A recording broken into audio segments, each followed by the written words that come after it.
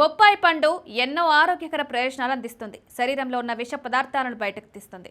రక్తం కూడా వృద్ధి చెందుతుంది. అయితే బొప్పాయిని తినేవారు మాత్రం సూచనలు తప్పనిసరిగా తీసుకోవాలి. లేదంటే దీన్ని తినడం వల్ల అనారోగ్య సమస్యలు రావచ్చు. బొప్పాయి వలన కొందరిలో సమస్యలు వస్తాయి.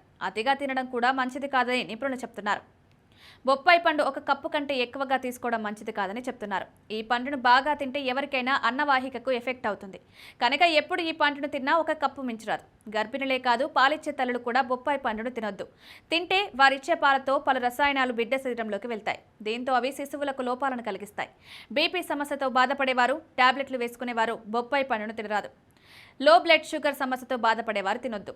రక్తంలోని గ్లూకోజ్ స్థాయిలు ఇంకా పడిపోతాయి. కనుక వారు తినకూడదు. బొప్పాయి పండు తినే పురుషులు వాటి విత్తనాలను తినకుండా లోపలికి పోకుండా జాగ్రత్త పడాలి. ఎందుకంటే అవి పురుషుల్లో వీర్యాన్ని నాశనం చేస్తాయి. ఇక బొప్పాయి పండును ఎవరైనా చాలా తక్కువగా తినాలి. రోజు తినొచ్చు, కానీ ఒక కప్పు మించకూడదు. వీటిని ఆహారంలో భాగం చేసుకోవడం వల్ల అనేక ఆరోగ్య ప్రయోజనాలు కలుగుతాయి.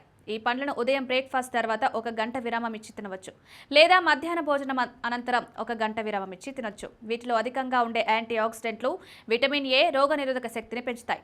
వర్షాకాలంలో వచ్చే బ్యాక్టీరియల్ ఇన్ఫెక్షన్ల బారిన పడకుండా కాపాడడంతో మేలు చేస్తుంది. వీటిని ఎప్పుడు తిన్నా పరిమితంగా రోజు తీసుకుంటే ఆరోగ్యకరమైన ప్రయోజనాలు అందుతాయి.